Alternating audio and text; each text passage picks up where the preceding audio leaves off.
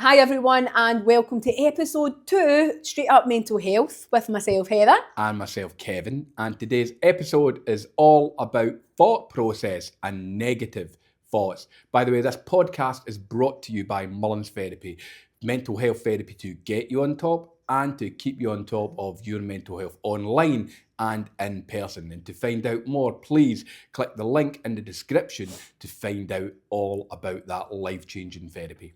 So, today's episode, thoughts. And one of the things we want to do with people today is we want to get them to understand the difference between overthinking and negative thinking. Because actually, if you think about it, there we go, think.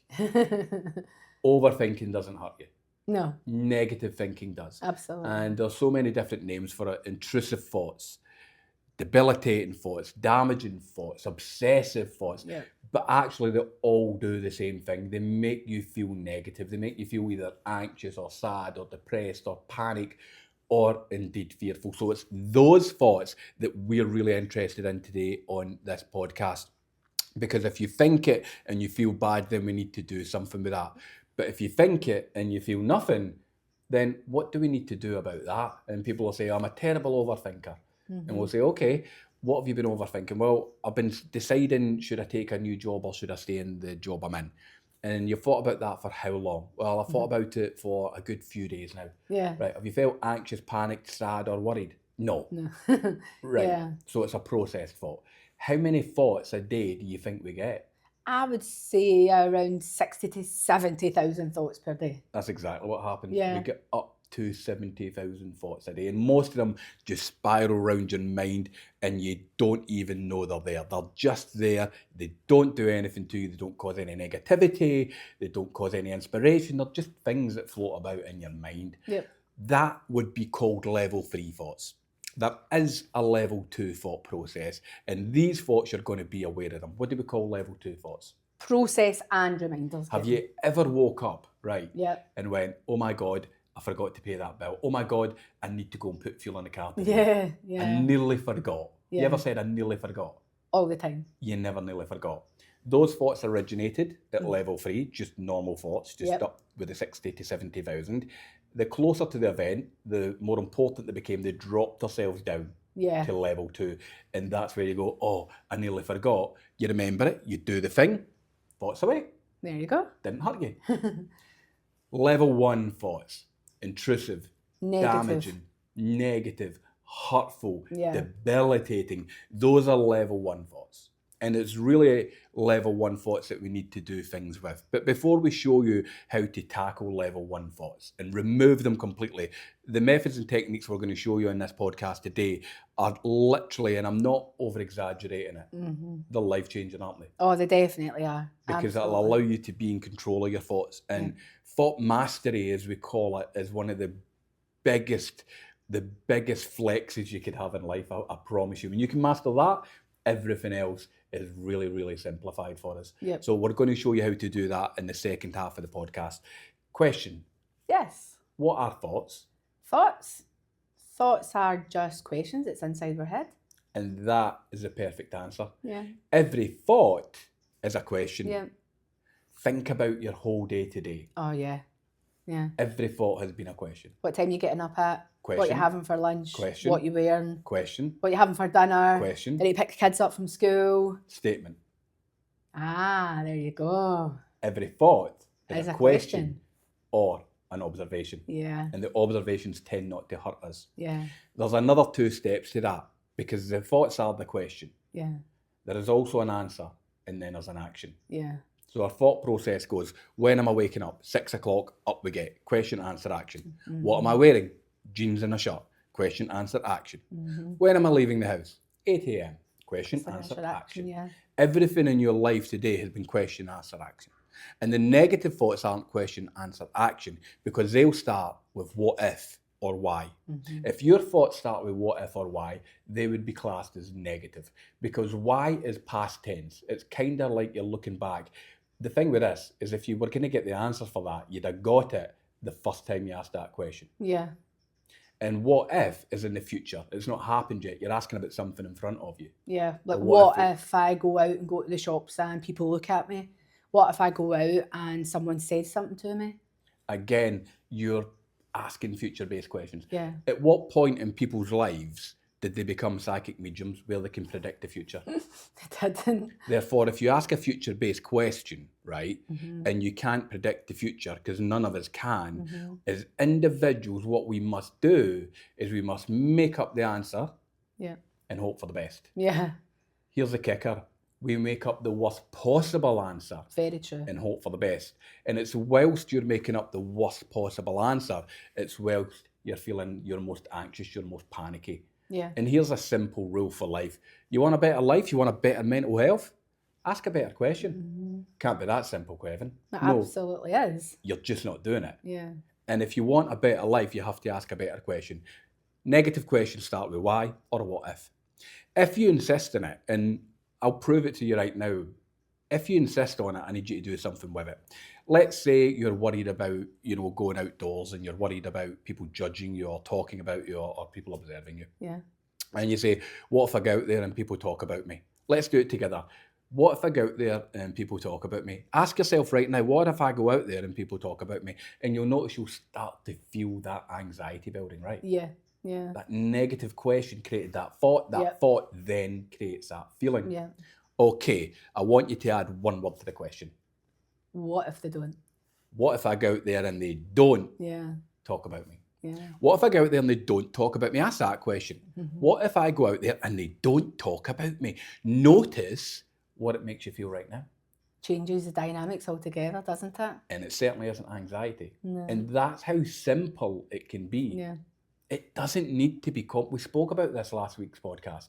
It doesn't need to be complicated. You don't need to go back to go forward. You don't need to go down to go up. Mm-hmm. It has to be simple because simplicity is understandable and actionable.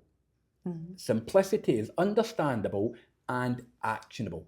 Yeah. Everything in the world is so complicated right now Mm-hmm. that we're just kicking the arse out at absolutely everything and Yeah. people are struggling. Yeah. And that's why we try and simplify these podcasts. That's why we call it the straight up. Mental health. Because we don't want to complicate it for Yeah. people. And the golden rule is you want a better life, you want a better mindset, ask a better question.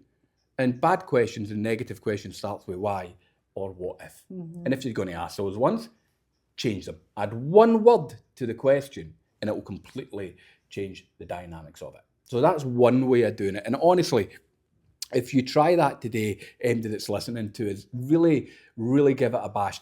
Don't add it to that question and you'll discover that it completely changes the dynamics for you. And if you can't do something, you can't just add one more letter yet. And again, that is a really, really powerful way. I can't do it yet. Because it opens up the mind to That possibility. one wee word just changes it, doesn't it? 3 letters, one word, and a complete change. Yeah. Yeah. Can't be that simple. Again, try it. Try it. I can't do it. I Yeah. can't do it. I can't do it. I can't do it yet. Because yet means you're going to learn. Yet means you're going to look. Yet means you're going to educate and get something from it and go again. It means you're a work in progress. And again, if you go back to that first podcast when Yeah. we gave them those bridging statements to change that dialogue, Yeah. we are works in progress. Yeah. These podcasts are designed to give you something to try. And if it works, absolutely brilliant. If it doesn't work, you know what? That's okay as well, because there's going to be so many different methods and techniques in this process that we're doing with you that something will stick. You're going to get something from it. There's going to be so many methods and techniques that we're doing that there's going to be one of them that works for you. And that's the key to life. Find the thing that works, repeat. Let me say it again. Find the thing that works and repeat, because that's what you've done your whole Yeah. life. That's what you've done when you've went to the gym and you've Yeah. looked for an exercise.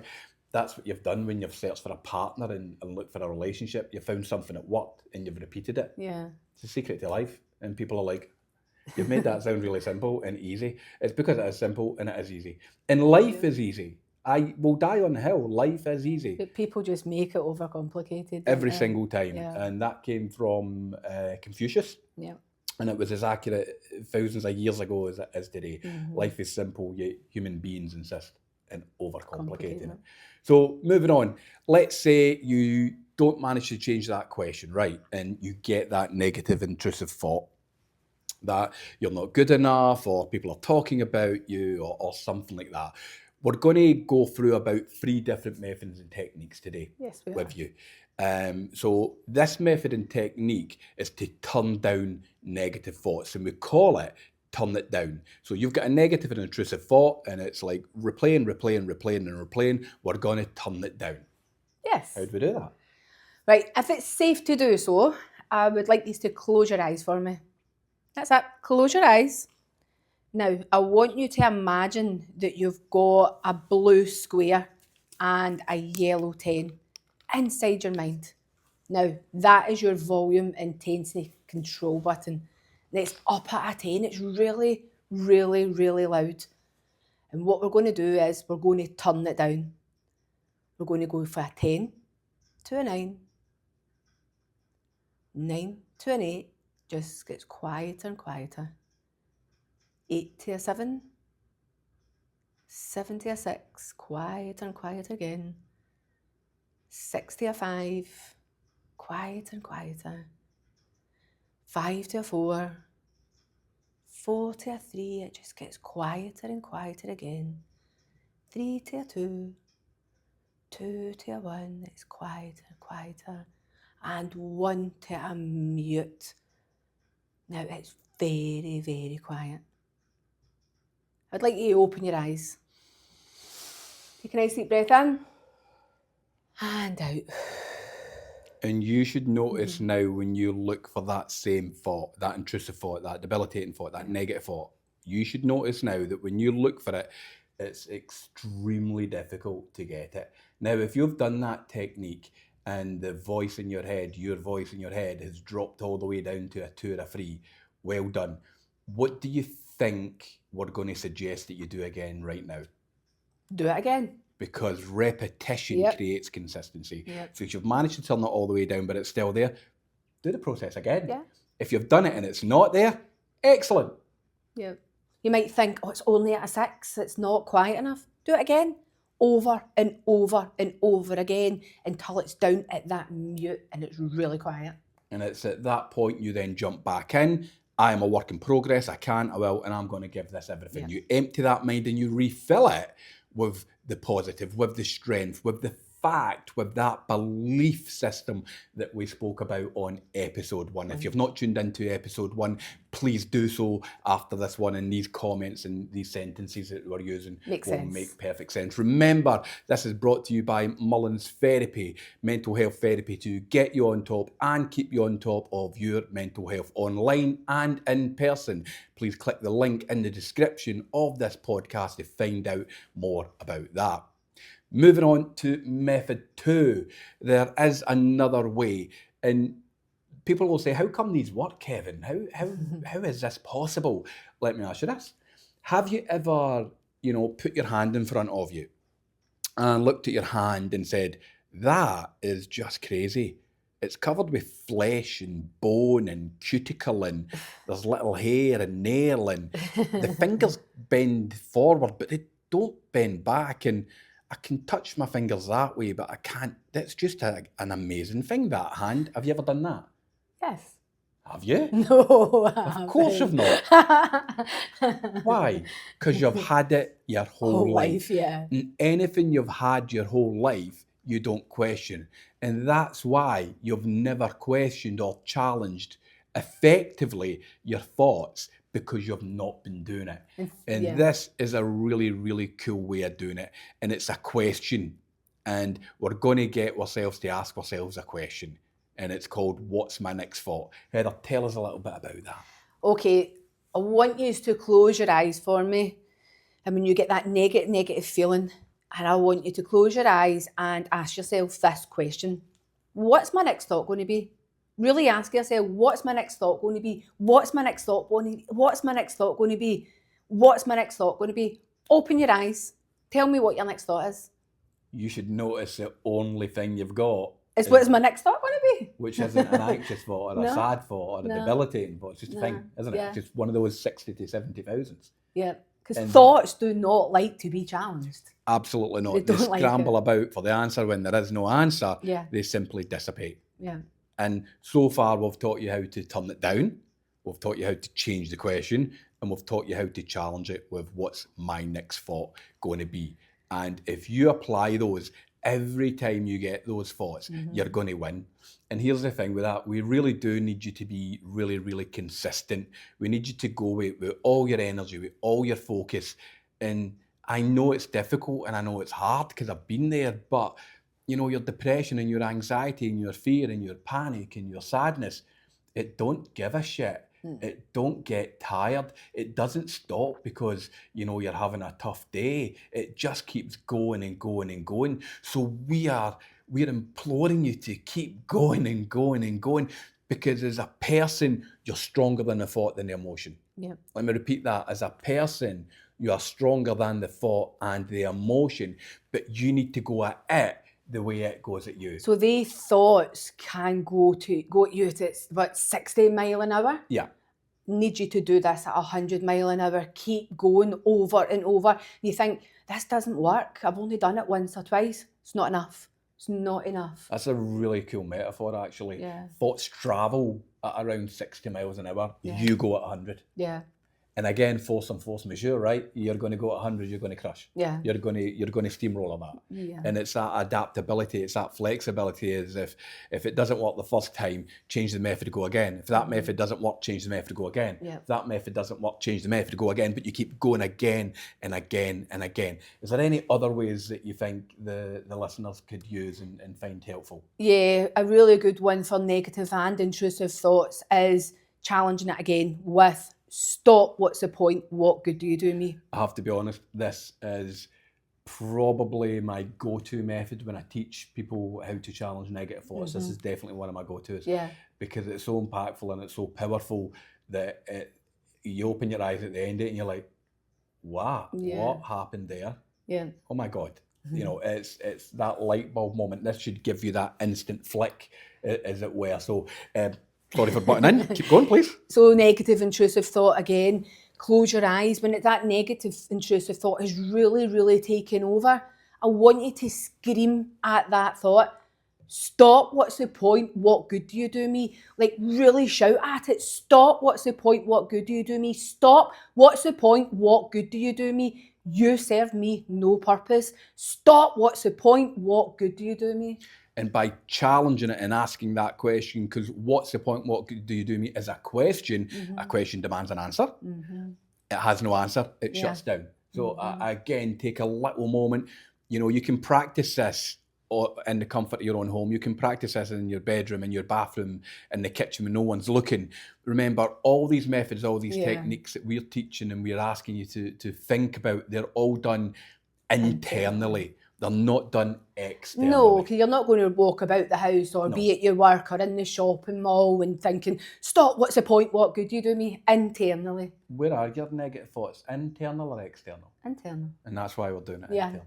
Yeah. And I've seen YouTubes and I've seen TikToks. Some people will come and watch our shows or something, and I hear later on that somebody went to that person to get help and the person's got them running about the house shouting out loud, stop, what's the point, what good do you do me? Because we taught it on a show. Yeah. But that's not going to work. But that's external for everyone else to hear. Exactly. Not where your thoughts are internal, so yeah. And that's why we're doing that internally. Yeah. So again, there's another method for you to do it. You know, if you really, really give this everything, you're really, really going to get everything. And unfortunately, I think we've been shortchanged, and we've been shortchanged in life. And the reason we've been shortchanged in life is because even at school, we're taught, you know, certainty of failure. Yeah. And what do I mean by that? Okay. In Scotland, I know people will listen to this podcast and watch this podcast. It may not be in Scotland, so I'm not sure about the education system, whatever you are. But in Scotland, right, we teach the kids at school a lesson, and it's from Robert the Bruce, and it's, if at first you don't succeed, try again. And the story goes that Robert the Bruce went to battle and he got defeated, and he retreated to a cave, and he was feeling all sorry and sad for himself because he got his ass handed to him. And he was pondering his next move, and there was a spider up in the corner, and it was weaving a web, and it was kind of windy and wet that day, and the spider fell off the web and then went straight back up and kept on with the web. It fell off the web, it went straight back up and went on with the web. It fell off the web, it went straight back up, and it kept going up and falling, going up and falling, going up and falling. And he was like, oh my God, if at first you don't succeed. Try again? Yeah. No. It didn't work the first time. It's not going to work the second, third, or even the fourth time, is it? And that's where we stop the story in the education system. Let me finish the story for you though. On you go. He did try again. Same army, same method, same technique, same tactic, same approach. Yeah. Same mobility, same everything. Same result. Got his ass handed to him again, but on a larger scale, and he retreated forever, and he was never heard of again. It doesn't work the first time, it's not going to work the second time. We have to be adaptable. We have to go again, but a different way, because different ways get different results. And please, don't feel bad if you try these methods and they don't work for you. Listen, all three might not work for you, but if one works, fantastic. Go and go and go again, over and over and over. Again, I repeat, the secret to life, find something that works, keep doing it. Yeah. And that's what you need to do. Absolutely. Please remember that this podcast is brought to you by Mullins Therapy, online and in person, to get you on top and keep you on top of your mental health. You can find out more about that in the link in the description of this podcast. So, thoughts, negative, intrusive, damaging, debilitating, they're the ones we really, really want to challenge. Yes. Overthinking, we call it process thinking. Yep. If you think it but you don't feel anything about it, it's okay. Just let it be. Just think it out as long as you need to think it out. If it's not hurting you and causing you panic or anxiety and worry, it's just a thought. And some people need to think a long time before they get to the correct conclusion and make that choice. And most people will react on a feeling. A really cool example of that would be, right, Heather, you're stationed here at the Glasgow practice. I am, yes. I want you to move to, the Dunfermline practice, but I will increase your wage by 15k a year. And initially people will hear that 15k a year and they'll go, oh my God, yeah. I'm definitely doing it, yeah. Because they don't process it. They don't think about it. They just see the reward and they just jump straight in, right? And what really needs to happen is you need to go away with that and go, okay, 15k a year. Right, so it's an extra hour's travel, more fuel. I need to change my insurance because it will need to change to, from private to business. Yeah. I'm going to lose an hour in the morning and an hour at night with traffic and travel. Yeah. And I'm going to move into a higher tax bracket and I'm going to lose another 20. Oh, actually, by accepting that 15, I'm going to be down 12 a year. It's weighing up the options, isn't it? And you come back after a week and you say, I've thought about it all week. It's all I've thought about. Yeah. I've decided I can't do it. Yeah. Did you overthink it? Yeah. No, you process thought it. Process, isn't it? Everything, isn't it? And you have to process think absolutely everything. And that's what people call overthinking. Yeah. It's process thinking. So don't worry if it takes you forever and a day to decide something. You just need to get used to that process. Listen, I hope that you have enjoyed today's podcast. I hope you have taken something from it. We will be back next week with a whole new episode. But until then, thank you so much for joining us. And we will see you all next week. Take care. Bye-bye.